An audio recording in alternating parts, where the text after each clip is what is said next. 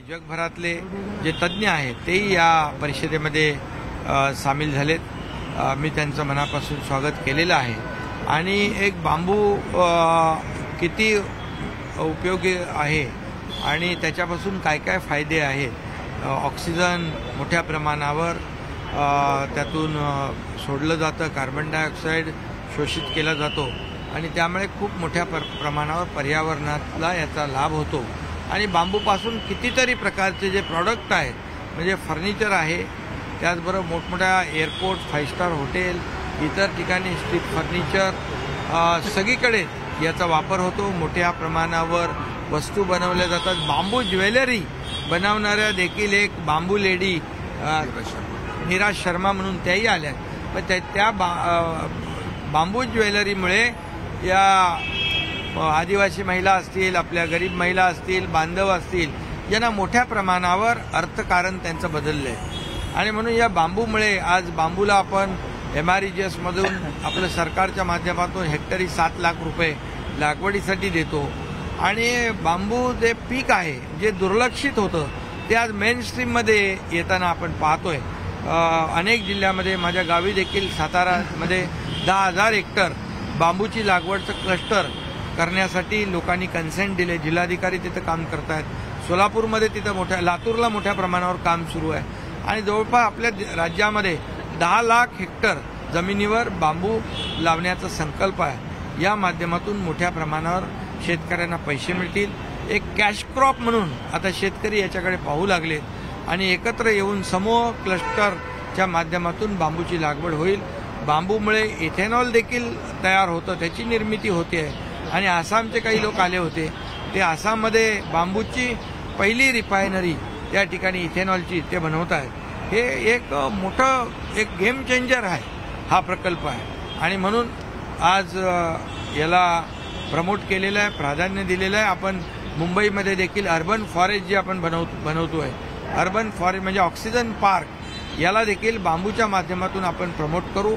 बांबू म्हणजे 12 महिने हिरवेगार ज्याला पानं असतात, अशा प्रकारची बांबूची जात आपण इकडे लावली, हायवेला लावली.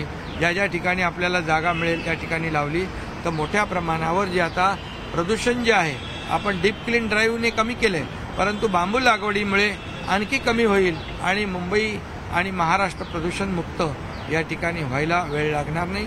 आणि म्हणून देशातले सर्व सायंटिस्ट इकडे आलेले आहेत. मोदी साहेबांनी देखील या ठिकाणी आपल्या आदरणीय प्रधानमंत्री महोदयांनी हे पर्यावरण पूरक अशा प्रकारचे प्रकल्प करावे असे त्यांच्या सूचना आहेत. आणि पर्यावरण कमी करण्यासाठी, पोल्युशन कमी करण्यासाठी, पर्यावरणाचा समतोल राखण्यासाठी देखील प्रधानमंत्री महोदयांनी एक महत्वाकांक्षी त्यांनी सुरुवात केलेली आहे आणि त्यांची प्रेरणा आहे. आणि म्हणून हे आजचं जे समिट आहे हा फार उपयोगी आहे. याच्यातून खूप मोठ्या प्रमाणावर जे काही क्लायमेट चेंज, ग्लोबल वॉर्मिंग या समस्या ज्या आहेत, या समस्या कमी होतील. आपण एक टास्क फोर्स नेमलेला आहे. या टास्क फोर्सच्या माध्यमातून देखील बांबू लागवडीला प्राधान्य कसं देता येईल, त्यांना प्रमोशन कसं करता येईल, त्यांचं क्लस्टर कसं करता येईल, हे सगळं या ठिकाणी आपण करू. त्यामुळे आजच्या समिटला मी शुभेच्छा देतो. रवींद्र वायकर यांच्या घरी ईडीच्या धाडी पडलेल्या शिवसेनेच्या आमदार अभद्र प्रकरणाचा उद्या निकाल आहे. विधानसभा अध्यक्षांनी सुद्धा 2 दिवसापूर्वी तुमची भेट घेतलेली होती. एकंदरच काय टीका होती, त्याच्यामध्ये बिलकुल तथ्य नाही. विरोधकांकडे दुसरा मुद्दा आरोप करण्याशिवाय नाही. आणि या जी काही अध्यक्षांकडे जी हिअरिंग झाली, सुनावणी झाली, त्याचा निकाल होईल. पण मी आपल्याला एवढं सांगतो, लोकशाहीमध्ये बहुमताला महत्त्व आहे. आणि बहुमत आज आपण पाहताय की पहिल्या दिवसापासून बहुमत आमच्याकडे आहे.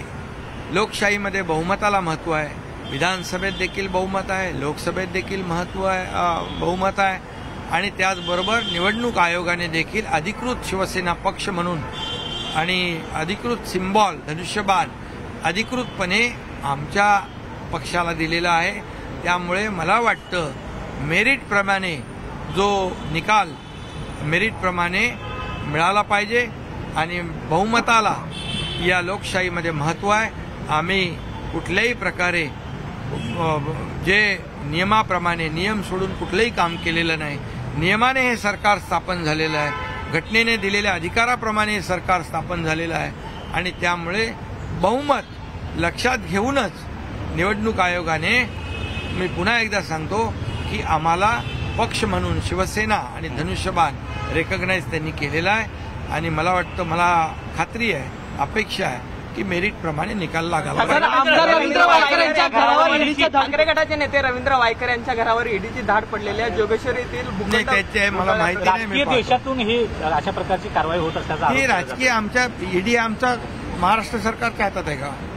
आणि ईडी जे आहे, आणि जर समजा ज्यांच्याकडे काही चूक नसेल, कर नाही, त्याला डर कशाला असली पाहिजे? त्यामुळे कुठल्याही प्रकारची सूड भावनेने राजकीय आकस ठेवून कुठलंही काम आमचं सरकार करणार नाही.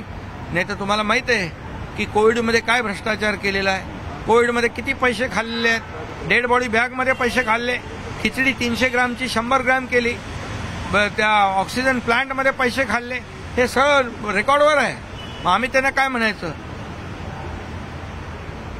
कपन चोर म्हणायचं का खिचडी चोर म्हणायचं? मी अगोदर पण म्हटलेलं आहे. त्यामुळे आरोप करताना पहिले तर जे आहे त्या पुराव्याशिवाय कोणी आरोप करू नये आणि कोणाला घाबरण्याची काय आवश्यकता आहे? जे काय होईल, दूध का दूध, पाणी का पाणी, आणि कर नाही त्याला डर कशाला असली पाहिजे? आणि पुन्हा एकदा सांगतो, आमचं सरकार आकसापोटी, सूड भावनेपोटी कुठलीही कारवाई केलेली नाही, करणार नाही. जे आम्ही लोकहिताचं काम करतोय, या राज्याला पुढे नेण्याचं काम करतोय, तुम्ही बंद पडलेले प्रकल्प आम्ही त्याला चालना देतोय. आज सगळ्या राज्यामध्ये प्रकल्प सुरू आहेत. एक एक प्रकल्पाचं उद्घाटन होत आहे. 12 तारखेला एका महत्वाकांक्षी प्रकल्पाचं उद्घाटन होत आहे. अशा प्रकल्पांना ज्या विरोधी पक्षाने विरोध केला त्याला आम्ही चालना देतोय. त्यामुळे त्यांना पोटदुखी सुटलेली आहे, त्याचमुळे पोटसूळ उठलेलं आहे आणि त्याचमुळे त्यांच्या पायाखालची वाळू सरकलेली आहे. आणि म्हणून खोटे नाटे आरोप ते करतायत. आम्ही आरोपाला कामाने उत्तर देतो. पण साहेब, एक जो सर बुलेट ट्रेनच्या भूसंपादन. मुख्यमंत्री एकनाथ शिंदे बोलत होते. वेगवेगळे प्रश्न त्यांना विचारले गेले. आत्ता लेटेस्ट वायकरांच्या घरावर ईडीनं छापे मारले, त्याच्या संदर्भातही त्यांनी स्पष्टता केली की ज्याने काही चुकीचं केलेलं नसेल त्याला घाबरण्याची गरज काय,